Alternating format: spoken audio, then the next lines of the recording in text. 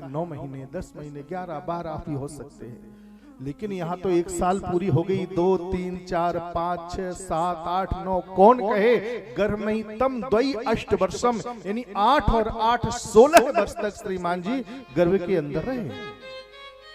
देवताओं में तो हाहाकार मच गया, सारे देवता घबरा गए, घबराते घबराते पहुंचे भगवान विष्णु जी के पास। प्रभु से कहा, भगवान ये तो गड़बड़ हो रहा है। बोले क्या?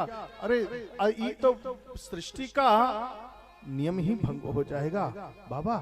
एक माँ के गर्भ में 16 वर्ष तक कोई बालक कोई रहता है। भगवान ने कहा मैं उपाय करता हूँ कुछ। तुरंत भगवान आए, कान में कहा, सुखदेव जी महाराज से बाबा बाहर निकलो ना। सुखदेव जी महाराज ने कहा मैं नहीं निकलूंगा। बोले क्यों नहीं निकलोगे? बोले इसलिए नहीं निकलूंगा क्योंकि बाहर निकलता हूं ना तो फिर क्या होता है पता है? बोले क्या होगा? उस समय आवाज आई, भूमि परत भाढ़ावर पानी और जिम जीव माया लिपटानी। जैसे आकाश मार्ग से एक बूंद आती है बहुत शुद्ध होती है, लेकिन पृथ्वी पर जैसे ही गिरती है अशुद्ध हो जाती है। वैसे ही क्या होता है, जीव बिल्कुल शुद्ध होता है। और आने के बाद जो पृथ्वी लोक पर जिसने अवतार धारण किया, बस माया मोह उसको कचोट लिया करती। इसलिए आपकी माया से मुझे बहुत डर लगता है, इसलिए मैं नहीं जन्म लेना चाहता हूँ।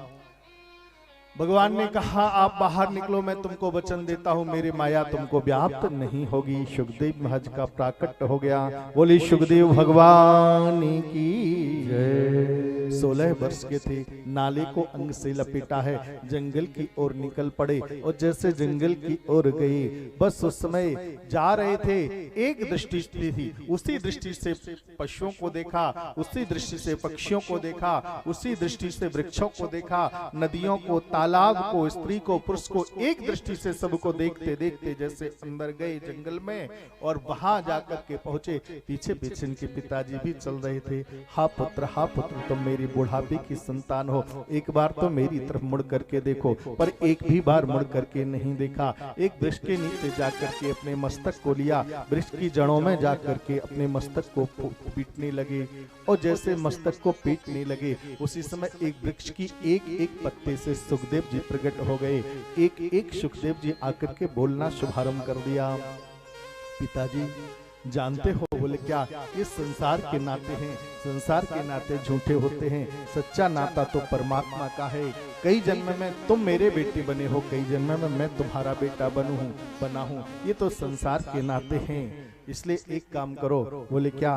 पिताजी इन नातों को छोड़ो और देखो बात ये है। बोले क्या? ये संसार है, इस संसार में तो ऐसा चलता ही रहता है। एक आता है, एक जाता है, एक जाएगा, एक आएगा, ये संसार का क्रम है।